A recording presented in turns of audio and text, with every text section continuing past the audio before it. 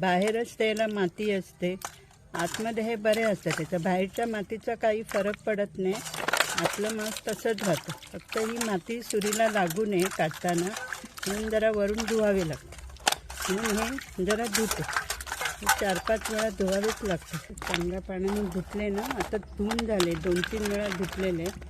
पहिल्यांदा धुतलेले माती जाड असताना, आणि आता हे एकदा धुते. आता पाणी स्वच्छ आहे ते एकदम.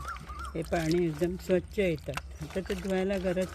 आता एकदम पारदर्शक झाले. खालती दिसतात. हे असं एक टोक असतं. हे वरचं टोक आहे ना, हे असं खाली घ्यावं लागतं. हे खाली घेतल्यानंतर ह्याला एक बारीकसं असं छिद्र कसं असतं.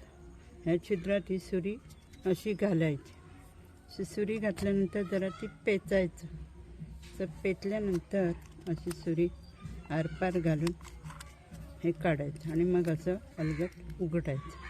हे उघडल्यानंतर ह्याचा दोरा गडून पडतो आणि असं हे मांस असतं. आतमध्ये थोडी माती असते, थोडं धुवून घ्यायचं. हे इकडे सिणाने खूपच महाग आहेत. आम्हाला ते खायला आवडतात आणि हा जरा सीझन असल्यामुळे ते बाजारात मिळतात. थोड्याफार दराने जरा महागच आहे ही गोष्ट. खायला याला काय मांस बीस याला काही काटा बाटा असत नाही.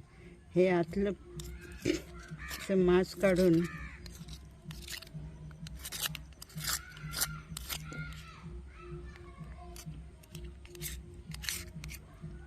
हे असं याचं मांस हे काढावं लागतं.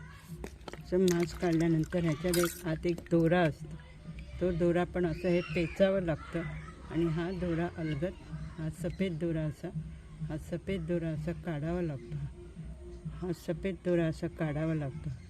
हा दिसला की नाही, असं हे काढले ना का असे सगळे हे काढून ठेवायचे. जरा वेळ पाण्यात ठेवलं आहे तर जरा त्यांची साईज मोठी होते.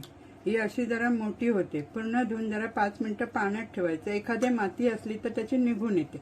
आणि पाण्यात ठेवल्यानंतर हे पाणी काढून टाकायचं. अशा मोठ्या होतात आणि मग हे भाजल्यानंतर खायला छान लागतात.